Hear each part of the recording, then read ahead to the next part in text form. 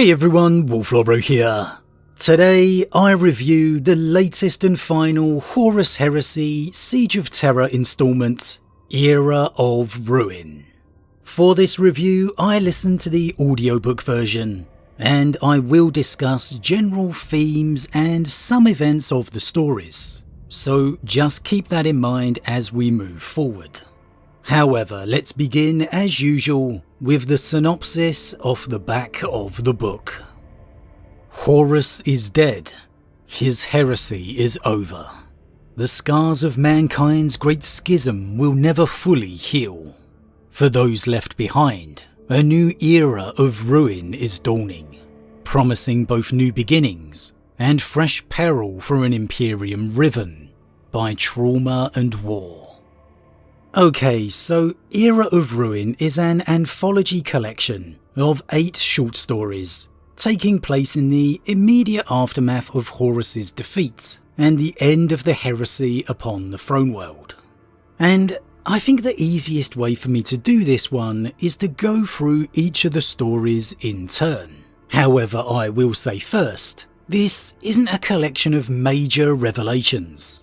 You're not going to be seeing Rogel after placing the Emperor upon the throne, for example, or Guilliman's assault upon the system.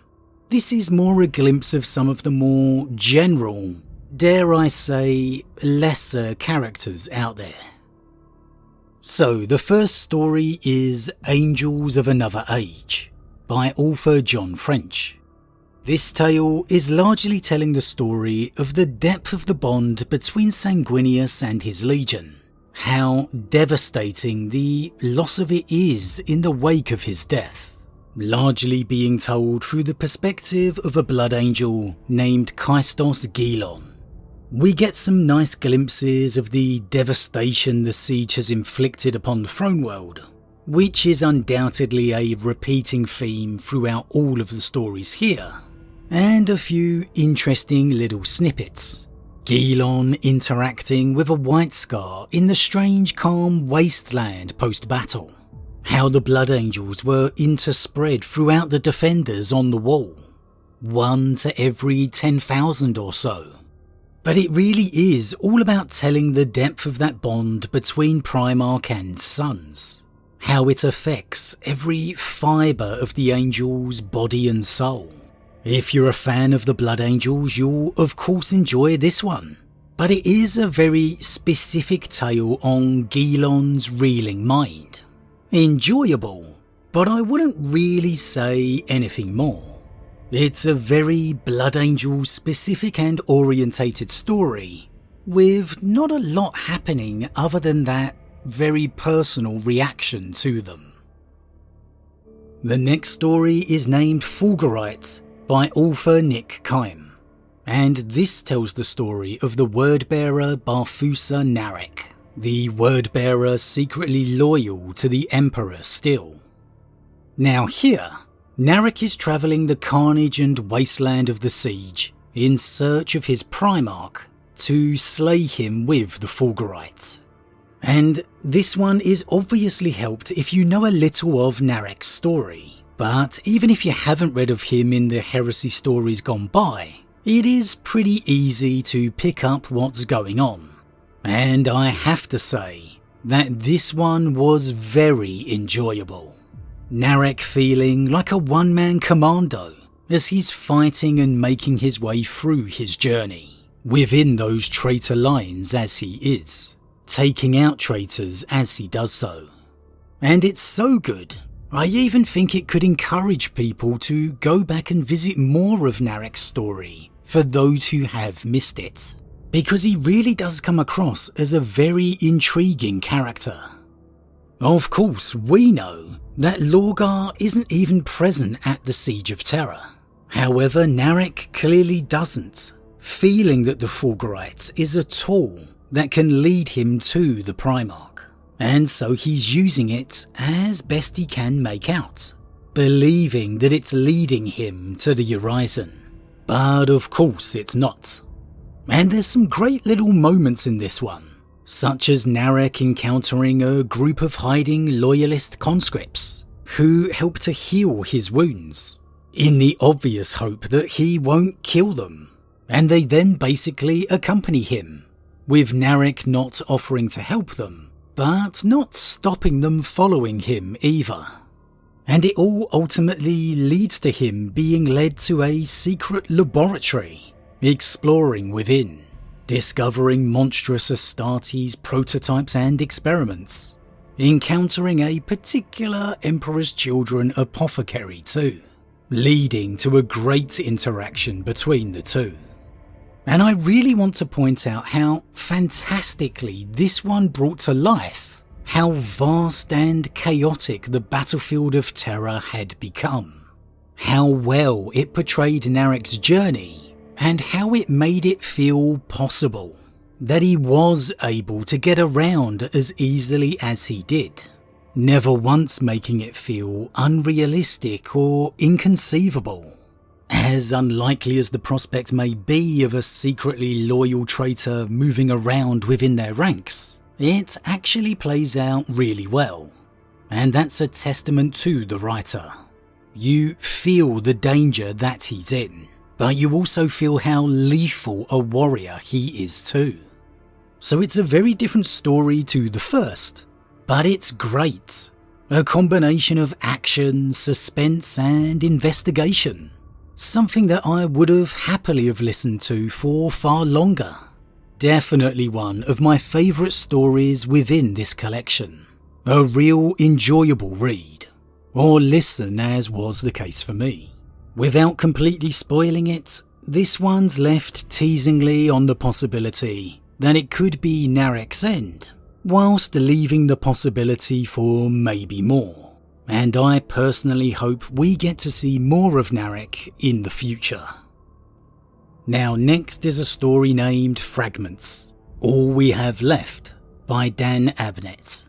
This one follows Janita Kroll's successor in the Silent Sisterhood, Aphone, in the final stages of the siege, where only the inner sanctum remains, and she believes the boarding assault upon the vengeful spirit may well have failed, where Aphone is simply left to just fight to the last. And it has the interesting premise of Aphone being welcomed and accepted by the survivors that remain, whereas normally the sisters as nulls are completely shunned by the rest of humanity. And so it's definitely interesting to see this twist. And I will say I normally love anything to do with the Anathema Psychana, the Silent Sisterhood. However, unfortunately, I'd probably say this was one of my least favourite stories here. And I think there's two reasons for that. One more specifically related to the audio version. And that was that the narration of this one had a very strong English kind of country accent to it, and it just felt very out of place personally for me in the 40k universe, and I just couldn't kind of get to grips with it. Now I will say that this was the same narrator for a later story of Homebound, and I didn't have that issue at all, loving it all the way, so I can't quite explain it. I don't know if it was just the accent was stronger in this one, or that I'd simply got more used to it by the time that I listened to Homebound. So I don't know, but it definitely didn't work for me here. I'll be very interested to read this story when my hardback edition turns up in July, to see if that alters my opinion. And the other reason I just didn't enjoy this story as much as some of the others, and I will say a spoiler warning here for the next few seconds, is that it sees Aphone breaking her vow and speaking. I get the premise that it could be the very end of the world, and the Emperor may well be dead, but I just personally hated to see it. I never wanted to see a Sister of Silence breaking her vow. However, aside from that, seeing Aphone interacting with the remaining survivors was interesting. Getting to see Aphone's reaction to being accepted, what this means to her, and how it makes her feel. getting this insight into her personality. And it's always enjoyable watching the Sisters of Silence at war. I just personally didn't like those couple of aspects I previously mentioned. However, next, we had the short story of Ax Libris by author John French. This one showed Ahriman's immediate reaction to feeling Horus be defeated within the warp, whilst Ahriman was in one of the Emperor's libraries beneath the halls of Lane. And there's not really much I can say about this one. It is a very personal tale for Ahriman and his character, a lot of it feeling like it takes place within Ahriman's mind. It's one I enjoyed, but one I didn't love. It just kind of is what it is. Fans of Ahriman I think will absolutely love it, but for me, I don't feel like I came away with a greater understanding of Ahriman the character. It felt more like just getting to see what Ahriman was up to at the end. Now next is System Purge by Gav Thorpe, which for some reason is incorrectly labelled as System Poach on Audible. This is a short story of the Adeptus Mechanicus attempting to ready the Lion's Gate spaceport for the arrival of Guilliman's reinforcements. And it takes place a couple of days after the Emperor has defeated the War Master. And this one's quite interesting, as the spaceport's been contaminated by not only the Death Guard, but also the Dark Mechanicum. So there's two different kinds of threats that the Magoses face. The efforts being led by a Magos Theoclia and her assistant Korth. And we get the appearance of the White Scars here too, who of course recaptured the spaceport during the siege. An augmented White Scar named Tetso, assigned to be their guide and protector. It's a little bit of an investigation story, as they explore the spaceport in their attempts to repair it. And it's one I'd say very well carried by its small cast of characters.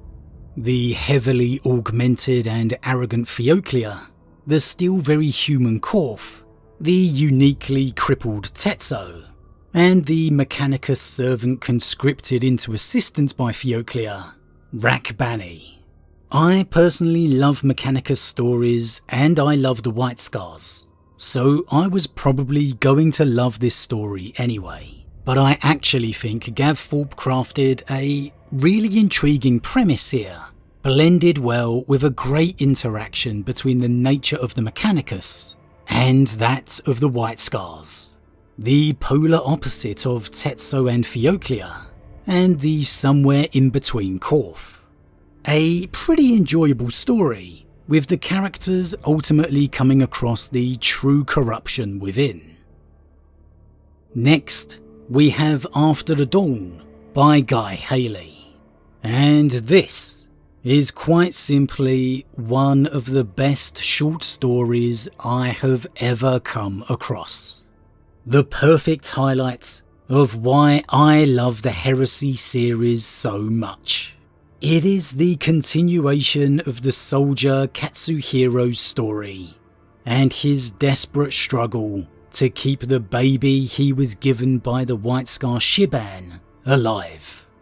That was arguably one of the greatest stories of the Siege of Terra, and my word, Guy Haley follows it up with a deserving follow-on here. And shout out for the narration of this one too, because it was absolutely astounding, really packing in the emotion of the characters here, particularly Katsuhiro himself. This brings to life the reality of having a baby in such a situation, how the dangers still very much exist, and yet also the hope that a new life can bring too. We get a first glimpse of the arrival of the Sons of Guilliman, and how all the surviving mortals are immediately tasked with salvaging and rebuilding of the throne world. I don't want to say too much for this one, as it really should be read or listened to with no spoilers at all. to just feel the impact of it. But it's a simple story of human decency and struggle. There's a moment where Katsuhiro is simply trying to get a ration card to feed the baby, where you'll just feel your heart in your mouth, where it shows the depths that humanity can sink to, and yet the hope for the better too. It is just astounding. It is absolutely astounding. From beginning to end, by far the standout story of the entire collection. And again, just one of the best short stories I've ever read. And I really recommend giving the audio version a listen to if you can. Hats off to Guy Haley for this one, because it was an absolute masterpiece. Moving on, next, we get another fantastic story in Homebound by author Chris Raitt, which is the conclusion to Ilya Revalian's story, the Munitorum attaché to the White Scars. This one is obviously helped if you've read the White Scars' journey throughout the Heresy, knowing the bond and connection that Ilya had formed with the Legion.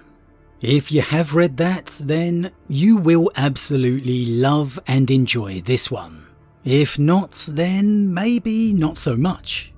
However, here you get to see our first glimpse of Jagatai Khan and his recovery. How still truly broken the Kargan is. His grief at losing Horus Lupercal, one of the few brothers he truly loved. But it's largely a tale of Ilya's farewell to the Legion, her retirement if you will, wanting to end her days in her homeland, her home. And as such, Shiban sends Sojuk to accompany her, and it's their travels to get her there. The reality of Terra far away from the palace. It's a much slower story, a more personal one than some. You get to see and feel the heartfelt connection that Ilya has with the Legion, how much it pains them to let her go, and the loyalty that Sojuk gives to her, the respect, despite her frail frame. And there's undoubtedly a couple of very poignant moments within, displayed from Ilya as well as perhaps surprisingly the Astartes. It's admittedly not the kind of story you expect to see in the 40k universe very often, but it's one that is very fitting.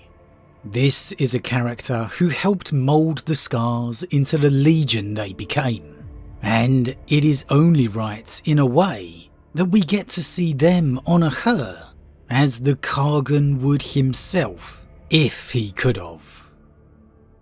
However then, finally, we have the Carrion Lord of the Imperium by Aaron Dembski-Bowden. And this one is a Custodes story from the point of view of Diocletian, which feels very much like a direct sequel to the novel Master of Mankind. And this one's a bit different, in that you get glimpses of a lot of different things here. The Custodes' objection to the creation of the Primarchs, Magnus's breaking of the Webway project, and even a brief glimpse of Guilliman's Codex implementation as Lord Commander, all viewed from the Custodes and Diocletian's point of view, which, like Master of Mankind, is very anti-Primarch. Even more so post-Heresy. So if you loved Master of Mankind, you will of course absolutely love this. It gives us some awesome little snippets, such as the creation of the Silent Sisterhood, with only Janita Kroll existing, Diocletian's opinion of humanity's faith in the God Emperor, the Custodes' reaction to losing their first custodian, him wanting to shout his anger at Guilliman, vent his fury, even seeing the custodian wardens of the throne post-heresy, clad only in black helms and loincloths, as opposed to their previously golden armour. A bunch of different scenes all contained within this one. Anytime you get to see the custodian point of view, it is of course fascinating. And you can really begin to feel that bitterness in a way that has seeped within Diocletian, perhaps all of the Order, giving a great perspective of him and them throughout the ages. But it's a different kind of story, not an emotional one like After the Dawn or Homebound, but again definitely a very good one. One that I can imagine posing a lot of questions for people like the custodian point of view always seems to do. However, that's it. So overall, I would say Era of Ruin is a good to great read. A couple of stories I found okay, but not great. A few I found really enjoyable. A couple great. And one absolutely astounding. I'd give After the Dawn a 5 out of 5 blessed by the Emperor itself. However, taking into context all of the stories contained, I'd say Era of Ruin is more a 4 out of 5. A great read or listen. There wasn't a single story that I completely didn't enjoy, and the ones I found less enjoyable didn't overstay their welcome. And some of them were surprisingly in-depth listens, lasting well over an hour. And so Era of Ruin is easily a 4 out of 5 at the very least for me. It might not wrap up the heresy completely and in all the ways that some would like, but I think its stories give good impacts in their own right. But as always everyone, what do you think? Have you read or listened to the stories within Era of Ruin yet? And if so, what did you think? A huge thank you to all my subscribers. Your support truly means a lot to me, it really does. And if you're new, please consider subscribing to help the channel grow. And if you enjoyed this particular vid, then why not drop a like on it too. But with that said, I am off, and I'll see you all again real soon.